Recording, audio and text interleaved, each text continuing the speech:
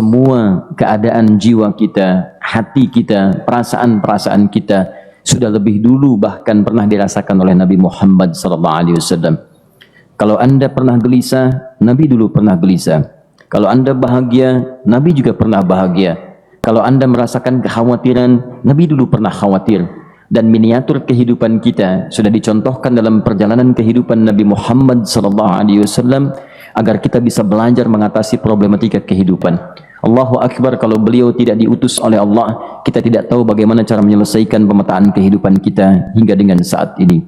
Bahkan satu ketika pernah beliau kemudian dalam masa yang telah panjang berdakwah, qadarullah kemudian ada wahyu yang jeda datangnya tidak seperti biasanya. Biasanya datangnya cepat, berganti hari turun wahyu, ganti pekan turun wahyu. Ini beberapa masa wahyu belum turun. Ada hikmah di balik itu. Teman-teman sekalian, tiba-tiba beliau naik ke atas bukit, wahyu belum turun juga. Pulang ke rumah, belum turun juga. Sampai keadaan itu terlihat oleh kalangan kafir Quraisy dan mereka berkata, lihatlah Muhammad sudah gila. Dituduh gila. Jadi kalau Anda cuma dituduh dengan hal-hal yang ringan, dituduh soleh, kan? Dituduh kemudian orang yang berubah, dituduh semakin beriman dan sebagainya, barangkali itu lebih baik. Nabi dituduh gila, Anda bayangkan. Tuh Muhammad sudah gila. Muhammad sudah ditinggalkan oleh Tuhannya. Muhammad sudah kehilangan pegangannya. Muhammad sudah tidak punya orientasi. Orangnya sudah nggak jelas, bolak-balik tidak karuan. Naik ke atas bukit seakan-akan orang yang frustasi dan seterusnya. Tapi tahukah Anda apa yang terjadi?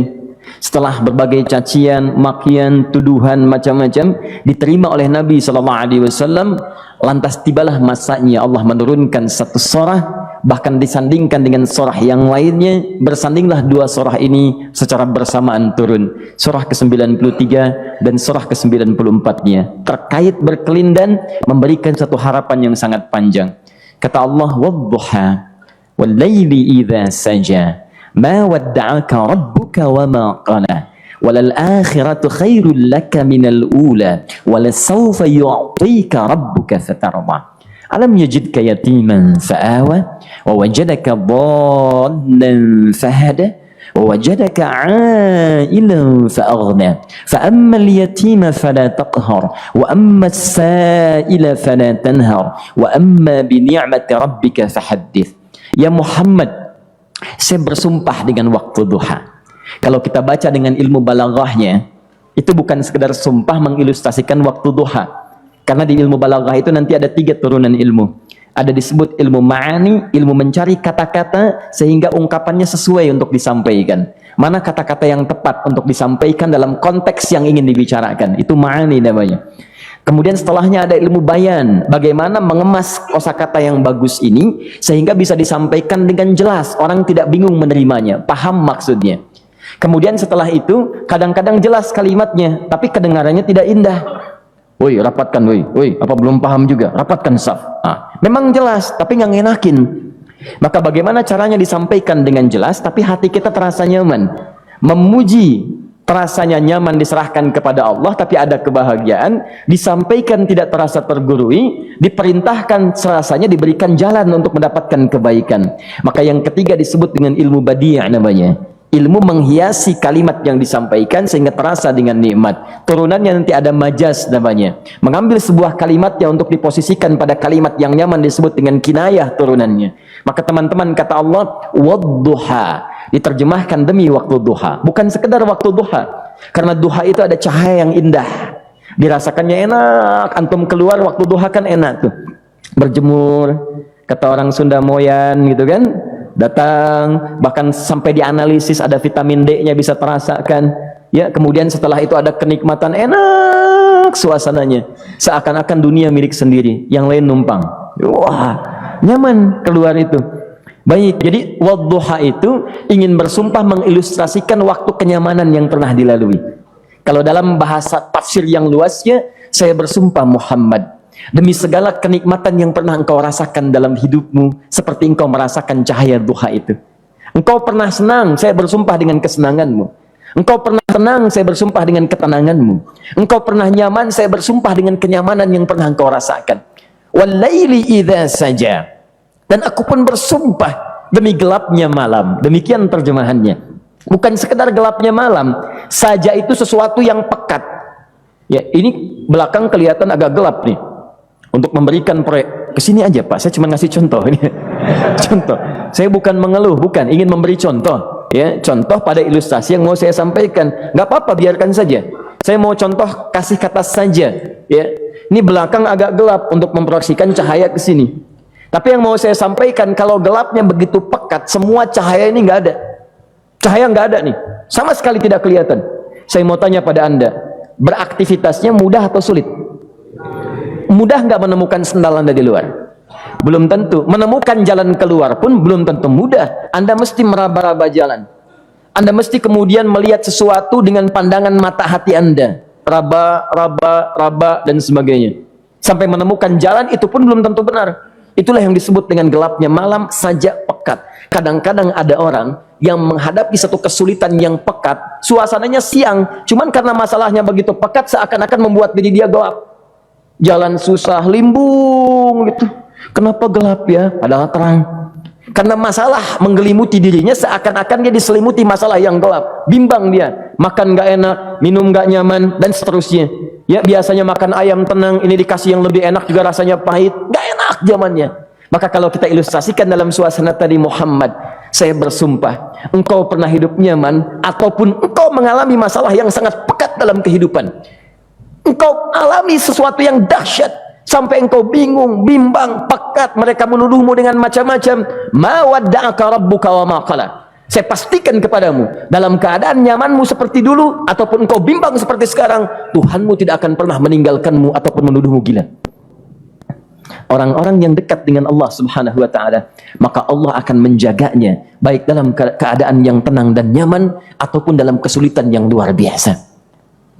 Walal akhiratu khairul laka minal ula. Nanti saya akan tunjukkan kepadamu, jika kamu telah tabah dan sabar menerima cacian mereka, menerima tuduhan mereka, nggak apa-apa, ini kan muqaddimah. Masa kamu masih panjang. Kamu masih panjang dalam berdakwah, kehidupan kamu masih panjang membawa tugas dan misi. Kalau kamu belum bersabar pada yang sekarang, bagaimana dengan yang di masa depan? Tapi saya pastikan kepadamu, jangankan yang seperti ini, masalah pekat yang paling hebat pun kamu akan hadapi, yang membuat kamu sedemikian sulit lebih daripada ini, yakinkan pada jiwamu, aku tidak akan pernah meninggalkanmu.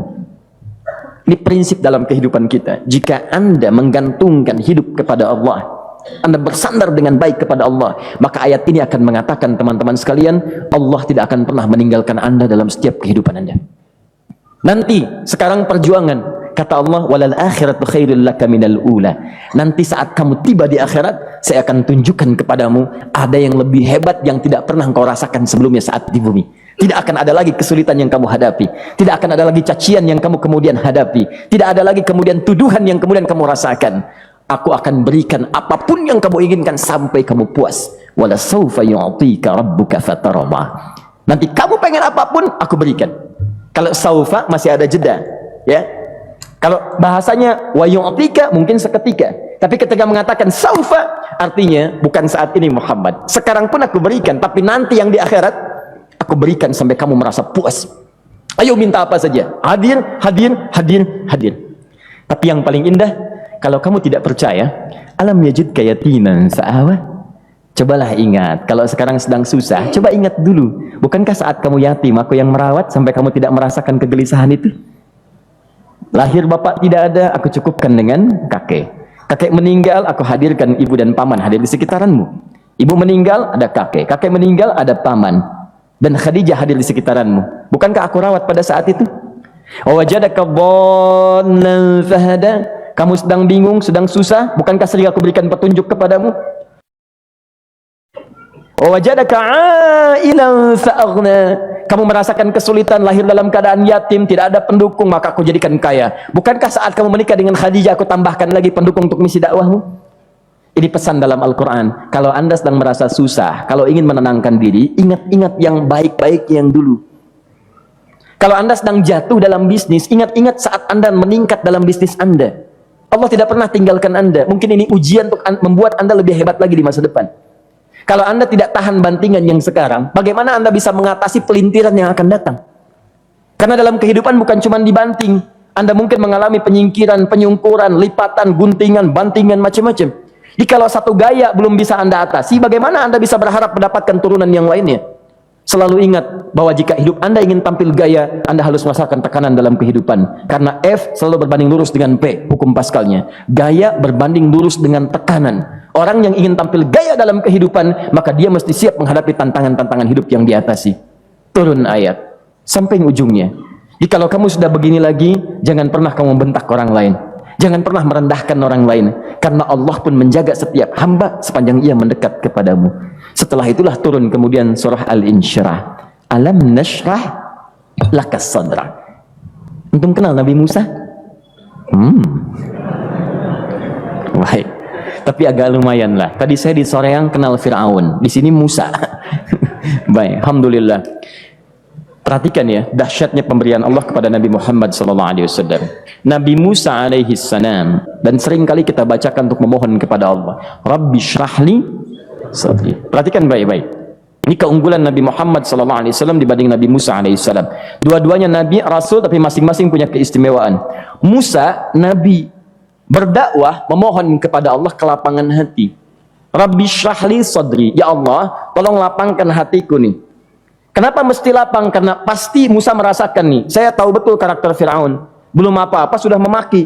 Kalau orang yang hatinya tidak lapang, tidak akan tahan dengan makian, keluarlah kemudian balasan yang tidak digambarkan sebelumnya. Fir'aun tuh kasar. Kasarnya bukan sekedar kasar, bahkan saking kasarnya bisa berujung pada eksekusi kematian. Saya contohkan tadi di sore yang ini, saya nggak suka dengan rambutnya nih, kata Fir'aun. Bukan nyuruh-nyukur, mas, tolong pisahkan kepala dari badannya. Gitu gayanya tuh, Fir'aun. Ya, bukan nggak ngenakin, susah dengan Fir'aun itu. Jadi kalau belum apa-apa datang Musa ke situ, hatinya tidak seluas samudra, hatinya tidak lapang, cuman seluas gelas, tidak akan sabar menerima cacian Fir'aun. Begitu datang dicaci, dasar anak gak tahu diri, gak tahu malu, sudah saya rawat begini. Ya Allah, saya bosan dengarnya, matiin aja sekarang. Musa Nabi berdoa dikabulkan. Cuman kalau Fir'aun kemudian ajalnya misal wafat pada saat itu, tidak akan jadi contoh kepada kita untuk kekinian. Bagaimana orang yang bebal untuk bertobat kepada Allah Subhanahu wa ta'ala. Bagaimana penyimpangan dalam kedudukan. Bagaimana dia kemudian akrab dengan pengusaha yang gelap. Di pengusaha gelap berpartner dengan penguasa zalim. Sudah ada dari dulu. Pengusahanya disebut dengan Qarun. Kemudian mohon maaf, ya, yang pemimpinnya disebut dengan Fir'aun. Tokoh intelektualnya disebut dengan Haman. Makanya cerita ini komplit di Quran. Sudah ada. Di setiap persoalan dalam kehidupan masyarakat disebabkan tiga hal yang berkolaborasi. Kalau bukan penguasa zalim berpartner dengan pengusaha gelap, ditopang oleh intelektual yang sembrono. Itu persoalan. Jadi kalau ada sekarang intelektual menyalahgunakan kepintarannya, dia terlambat, sudah ada Haman dulu. Dan gak usah bersaing, dia bisa bikin piramida, Anda belum tentu bisa membuatnya. Kalah Anda, masih kalah hebat. Ya, jadi kalau dititipkan sesuatu jangan disimpangkan. Yang ingin saya sampaikan, Musa mengatakan Rabbi syrah li sadri. Nabi berangkat berdoa dikabulkan oleh Allah. Nabi Muhammad belum minta turun ayat Alam nashrah laka sadra. Yang ini minta Rabbi syrah li sadri. Nabi Muhammad Alam nashrah laka sadra. Muhammad, mulai dari peristiwa sehingga engkau akan lebih sabar lagi menerima tantangan-tantangan dakwah. Mulai sejak itu jangankan dimaki, dilempar batu di Taif. Dari Mekah pergi ke Taif dengan Zaid kemudian sampai di Taif mendapatkan sesuatu yang tidak dibayangkan sebelumnya. Kalau cuma dihentikan saat mengajar wajar, ini dilempari batu. Anda bayangkan, bisa kebayang nggak? Lempari batu tuh, dilempar, Zaid jadi tameng, berdarah-darah, kemudian mundur, beristirahat di bawah tepian pohon. Begitu beristirahat, datang malaikat penjaga dua gunung, turun malaikat dengan kesal mengatakan, Ya Rasulullah, mud yadaika ilas sama. Ya Rasulullah, angkat tanganmu ke langit, minta kepada Allah, aku angkat dua bukit di Taif, aku himpit keduanya mereka. Aku himpit penduduk Taif dengan dua bukit itu. Apa jawab Nabi? Karena sudah mendapatkan kelapangan, ketenangan, belajar dari peristiwa-peristiwa tadi, indah jawabannya. Lah, katanya, tolong jangan lakukan. Innahum qaumun la ya'lamun. Mereka belum paham saja. Mereka belum mengerti, tolong jangan lakukan. Aku bermohon kepada Allah, boleh jadi nanti di masa depan akan ada hamba-hamba terbaik yang lahir dari bumi Taif ini. Kemudian beliau berkata, Rabbi, ina man takilluni, a ila qaribin yu'limuni, am ila ba'idin yu'dhini, fa ana radin ma lam taghdab ilayya. Ya Allah, Kemana lagi engkau akan utus aku untuk berdakwah setelah peristiwa ini? Apakah tempatnya lebih dekat aku jangkau sekarang, tapi di situ aku akan disakiti lagi? Ataukah jaraknya masih jauh, tapi di tempat itu aku akan dizalimi lagi? Aku ridha ya Allah dengan itu semua, asalkan engkau tidak marah kepadaku. Asalkan engkau tidak marah kepadaku. La haula wala quwata illa billahil aliyil azim. Begitu kelapangan itu muncul, ridha dengan ketetapan dan siap, tabah, kuat, hadir dalam jiwanya, tiba-tiba turun undangan, tunaikan Isra dan Mi'raj. Diangkat statusnya, naik mendekat kepada Allah Subhanahu wa taala. Dihilangkan bebannya, wa wada'na anka wizrak alladhi anqadha dhahrak. Itu hikmah, teman-teman. Barangkali kalau antum saat ini datang ke masjid ini untuk kajian, sedang bawa beban, ada kesulitan, penuh dengan macam-macam, barangkali dibacakan surat Ad-Duha tadi untuk memberikan harapan kepada Anda. Ini bukan PHP, karena ini bukan masalah urusan manusia. Ini adalah janji yang tidak akan pernah diingkari. Innallaha la yukhliful mi'ad. Kata Allah, Anda punya masalah, ingat suasana tenang pada masa lalu. Bukankah saya memberikan ketenangan kepadamu? Mendekat kepada saya, Anda bersabar, yakinkan bahwa ujian yang saya berikan saat ini sesungguhnya untuk membuat kamu lebih hebat di masa depan. Karena orang hebat tidak akan pernah sepi dari ujian untuk membuat dia lebih kuat menghadapi tantangan dalam kehidupan.